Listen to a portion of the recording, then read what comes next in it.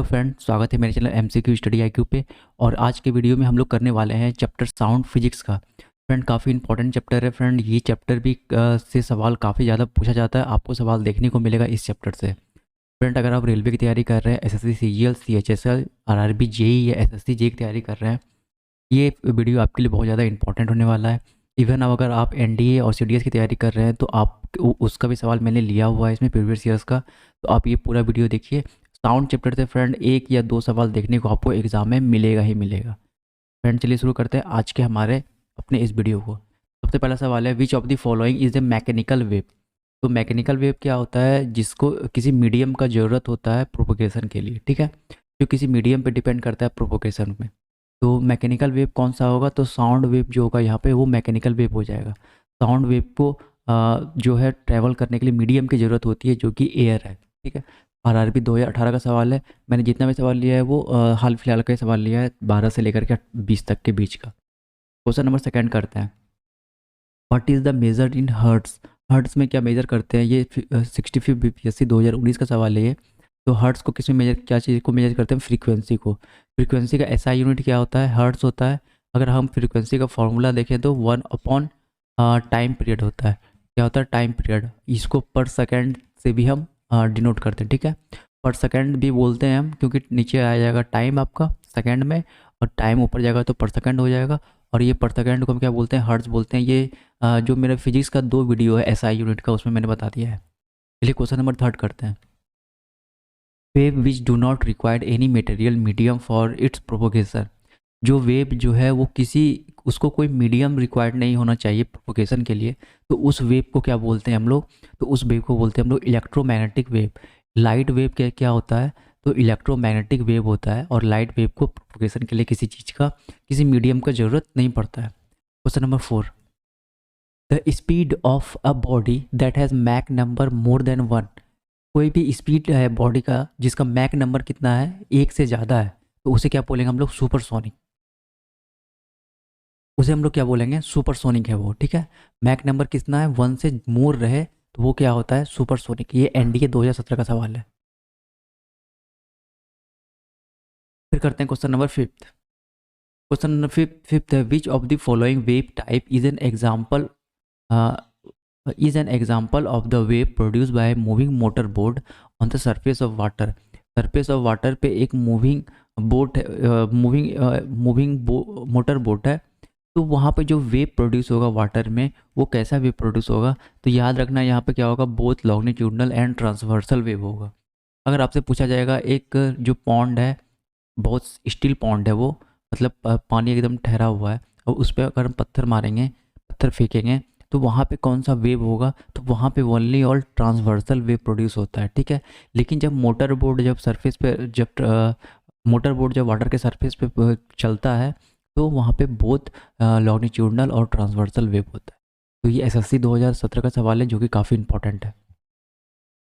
Question number 6, which one of the following wave bats use to detect obstacles their flying path. जब bats कौन सा wave produce करता है, बस simple से यही जानिए। तो बैट जो प्रोड्यूस करता है वो 6 का ऑप्शन नंबर सी होगा, अल्ट्रासोनिक वेव। बैट कौन सा वेव प्रोड्यूस करता है? Ultrasonic wave. बहुत इंपॉर्टेंट सवाल है, ये पूछा जाएगा, बायोलॉजी के प्रॉपर्टीज से भी अच्छा है, पूछा जाता है ये सवाल, ठीक है, बैट्स वाला। फिर इसका question number 7, when a stone is thrown in calm water, शांत पानी, on a pond, wave produce on the surface of water in the pond are, कौन सा कैसा वेव प्रोड्यूस करेगा? तो यहाँ पे क्या होगा? सिर्फ ट्रांसवर्सल वेव प्रोड्यूस होता है। 7 का क्या हो जाएगा? Option number B, only transversal. SSC 2013 का सवाल है ये। अब यहाँ शांत जल, शांत पानी है, वाटर है, तब उसमें हम एक स्टोन फेंकते हैं, तब कैसा वेव प्रोड्यूस होगा? तो ट्रांसवर्सल। अगर मोटर बोट चलेगा तो both longitudinal and transversal. Question number 8, most important सवाल है ये, what is an audible range of human. तो 20 हर्ट्स टू 20,000 हर्ट, ठीक है, बहुत इंपॉर्टेंट है, याद रखना है। 20 टू 20,000 हर्ट से ऑडिएबल है, मतलब हम लोग सुन सकते हैं इतने रेंज में। फिर उसके बाद question number 9, stationary wave is formed. SSC 2016। तो स्टेशनरी वेव कैसे फॉर्म होता है?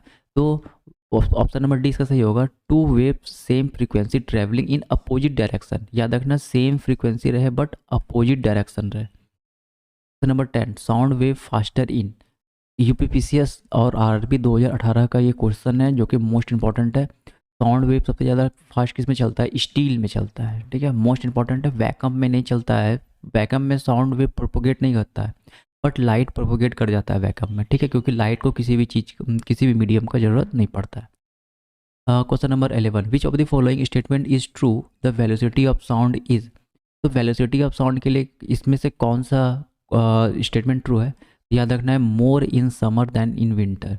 जो गर्मी में जो है वो ज़्यादा साउंड प्रोड्यूस, मतलब ज़्यादा जो है साउंड तेज़ी से प्रोपोगेट करता है, ठीक है, लेकिन विंटर में कम हो जाता है।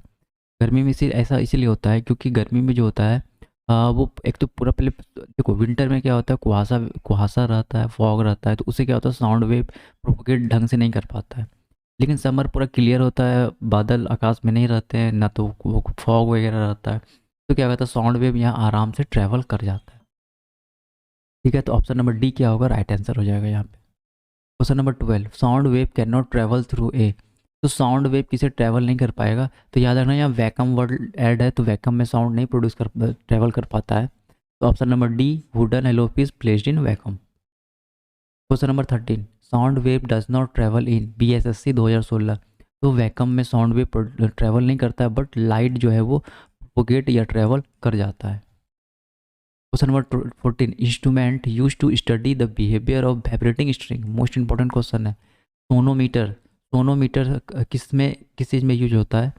तो study of behaviour of vibrating string में हम लोग किसका यूज करते हैं? सोनोमीटर का यूज करते हैं। 15, pitch of sound depend on. SSC 2017 और CDS 2019 का ये क्वेश्चन है। तो पिच ऑफ साउंड किस पे डिपेंड करता है? ये मोस्ट इंपॉर्टेंट सवाल है। तो 15 का क्या हो जाएगा? ऑप्शन नंबर ए, फ्रीक्वेंसी पे डिपेंड करता है pitch of sound. 16, the loudness of sound depend upon the NDA 2019। Loudness of sound किस पे डिपेंड करता है? ये बात, अब ये दोनों क्वेश्चन बहुत इंपॉर्टेंट है, पिच भी और लाउडनेस भी। तो ये डिपेंड करता है amplitude of the sound wave, ये एम्पलीट्यूड पर डिपेंड करता है लाउडनेस, और जो आपका पिच होता है साउंड का वो फ्रीक्वेंसी पर डिपेंड करता है। नेक्स्ट करते हैं question number 17, compare to audible sound wave ultrasonic wave है। जब हम ऑडिएबल साउंड वेव से कंपेयर करेंगे तो अल्ट्रासोनिक के पास ऐसा क्या चीज़ होता है जो ऑडिएबल के पास नहीं होता है? तो होगा ये हायर फ्रीक्वेंसी। 17 का क्या हो जाएगा? बी, हायर फ्रीक्वेंसी होता है किसके पास? तो अल्ट्रासाउंड वेव के पास। मोस्ट इंपॉर्टेंट है ये, NDA 2019 का सवाल है, ये बहुत इंपॉर्टेंट है ये। A noise level 100 decibel would correspond to. ये IS 2000 का सवाल है। देखो 100 डेसिबल, अगर आप जनरली कॉमन अगर करंट अफेयर देखते हैं, सरकार अलाउ करती है किसी भी गाड़ी में या मोटर में या बस में कि आप 50 डेसिबल से 50 dB से ज़्यादा हॉर्न का इस्तेमाल नहीं कर सकते। अब देखो यहाँ कितना ज़्यादा हो गया, यहाँ पे कितना 100 है, तो मतलब अब नॉइज़ी स्ट्रीट में ऐसा हो नहीं सकता है। ऑर्डिनरी कन्वर्जन तो और कम होगा, जस्ट ऑडिएबल तो हो ही नहीं सकता। इसका मतलब बहुत ज़्यादा यहाँ पर है, यानी noise from mechanic shop, mechanics के शॉप से जो नॉइज़ आता है वो 100 डेसिबल का होता है। तो ये बात याद रखना है कि जब कार में या बस में जितना भी हॉर्न बजता है, जब बजना चाहिए, वो उसका जो साउंड निकलता है वो 50 डेसिबल से कम होना चाहिए। 19, which one of the following does TV remote control unit to operate TV set. जो TV रिमोट में यहाँ पे एक रहता है, आपको छोटा सा लाइट जैसा दिखता होगा, इससे रे निकलता है। तो वो कौन सा रे निकलता है या कौन सा वो वेव निकलता है जिससे TV जो है वो ऑपरेट होता है? तो option number D, radio waves. कौन सा वेव निकलता है? Radio wave. मोस्ट इंपॉर्टेंट सवाल है, ये भी एग्जाम में पूछता है। 20, when light wave pass from glass to air. देखो यहाँ लाइट वेव आ गया है, यहाँ साउंड नहीं है, लाइट है। When light wave pass from air to glass the variable affected are. उस समय कौन सा वेरिएबल अफेक्ट करेगा लाइट का? तो option number D, wavelength of velocity दोनों अफेक्ट कर जाता है, ठीक है। वेवलेंथ ऑफ वेलोसिटी यहाँ अफेक्ट कर जाता है, इंटेंसिटी वगैरह फ्रीक्वेंसी अफेक्ट नहीं करेगा। सिर्फ क्या अफेक्ट करेगा? Wavelength and velocity. बहुत इंपॉर्टेंट सवाल है, याद रखना। यहाँ लाइट वेव का बात कर रहा है, साउंड का बात यहाँ नहीं कर रहा। 21, ultrasonic sound are the sound which है फ्रीक्वेंसी। जो अल्ट्रासोनिक साउंड होता है आर साउंड, उसका फ्रीक्वेंसी कितना होता है? तो 21 का क्या हो जाएगा राइट आंसर? 21 का हो जाएगा सी, हाइयर देन 20 हर्ट्स। 20 हर्ट्स से ज़्यादा होता है। ये बात आपको याद रखना है। 22 what is the frequency of wave whose time period is 0.05 second. तो फ्रीक्वेंसी निकालना है और हमको टाइम पीरियड दिया हुआ है, तो हमको पता है फॉर्मूला फ्रीक्वेंसी इक्वल्स टू क्या होता है 1 अपॉन टाइम पीरियड, या टाइम भी बोल सकते हैं उसको, तो 1/0.05। देखो 0.2 पर चले जाएगा, ये कितना बना 5 दूनी 10 और यहाँ पे 0, और टाइम पीरियड का क्या था पर सेकेंड, और इसी को हम क्या बोल सकते हैं पर सेकेंड को हर्ट्स। तो ये क्या हो जाएगा 20 hertz. Option number C is right answer. ये इंपॉर्टेंट सवाल है, आपको ऐसा सवाल छोटा सा पूछ सकता है एग्जाम में। 23 the audible frequency range of human ear. ये मोस्ट इंपॉर्टेंट सवाल है, अब बहुत बार सवाल आपको देखने को मिलेगा एग्जाम में। तो ये अभी बताए थे 20 हर्ट्स टू 20,000 हर्ट्स, ठीक है, मोस्ट इंपॉर्टेंट क्वेश्चन है ये। 24 the wavelength of X-ray in order of. जो वेवलेंथ होता है एक्सरे का वो किसके ऑर्डर में होता है, ये भी सवाल इंपॉर्टेंट है। तो एंगस्ट्रॉन किसके ऑर्डर में रहता है, 1 एंगस्ट्रॉन के ऑर्डर में रहता है, ठीक है। 24 का इंपॉर्टेंट क्वेश्चन है ये भी आपको अच्छे से याद रखना है। 25 the instrument is use to detect object under the water. Water के अंदर में जो ऑब्जेक्ट रहता है तो वो कौन सा इंस्ट्रूमेंट से हम खो सकते हैं, तो राइट आंसर क्या होगा सोनार से खो सकते हैं हम, सोनार, ठीक है। मोस्ट इंपॉर्टेंट क्वेश्चन है, आपको अच्छे से याद रखना है। 26 which of the following is not true about X-ray. X-ray में इसमें से कौन सा गलत है एक्सरे में, एक्सरे के लिए। तो 26 का राइट आंसर क्या होगा यहाँ पे, 26 का राइट आंसर क्या हो जाएगा, 26 का होगा हैव लो पेनिट्रिंग पावर। देखो एक्सरे का पेनिट्रिंग पावर ज़्यादा होता है, लेकिन यहाँ क्या लिखा हुआ है हैव लो पेनिट्रिंग पावर, तो ये गलत हो जाएगा। तो ये ट्रू नहीं है और बाद बाकी सारा ट्रू है। अच्छा ये जो होता है वो स्पीड ऑफ लाइट से ट्रेवल करता है, जितना स्पीड ऑफ लाइट का स्पीड होता है उतना ही स्पीड किसका होता है एक्सरे, यानी 3 × 10⁸ मीटर पर सेकेंड से ये भी ट्रेवल करता है। 27 क्वेश्चन करते हैं विच of the following use in oven. Microwave oven में कौन सा वेव यूज होता है, तो माइक्रोवेव यूज होता है, ठीक है। या सिर्फ ओवन लिखा हुआ है, ये माइक्रोवेव ओवन का ही बात कर रहा है। तो ये SSC 2002 का सवाल था ये। 28 X ray where discovered by. X ray किसने खोजा था, तो रोंगटोंग ने एक्स रे को खोजा था। मोस्ट इंपॉर्टेंट क्वेश्चन रहेगा, ये भी आपको अच्छे से याद रखना है। 29 ultraviolet light of sun's radiation radiated from the reaching the earth atmosphere by the layer of। तो सबको पता है ओजोन लेयर जो होता है वो सन से जो अल्ट्रावायलेट होता है उसे क्या करता है प्रिवेंट कर देता है या रोक देता है।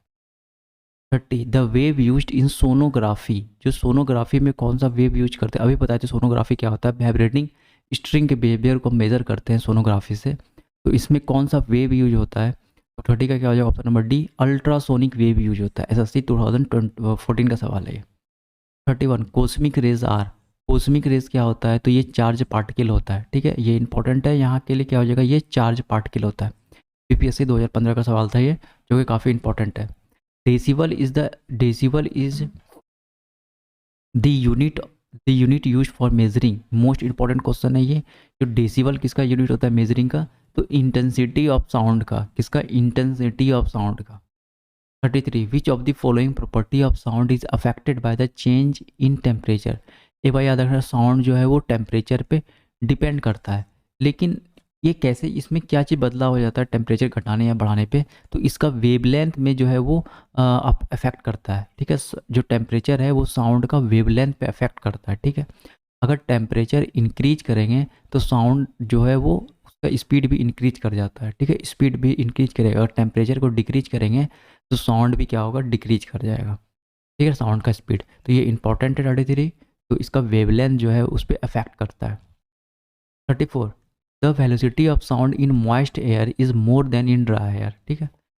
जो moist air, the velocity of sound in moist air is more than the dry air because the moist air has, जो मॉइस्ट एयर होता है वो लेस डेंस होता है ड्राई एयर के। तो ये बात याद रखना है, जो मॉइस्ट एयर में जो होता है वो साउंड जो है वेलोसिटी साउंड का ज़्यादा होता है, क्यों, क्योंकि less density than dry air, जो ड्राई एयर से लेस डेंसिटी होता है।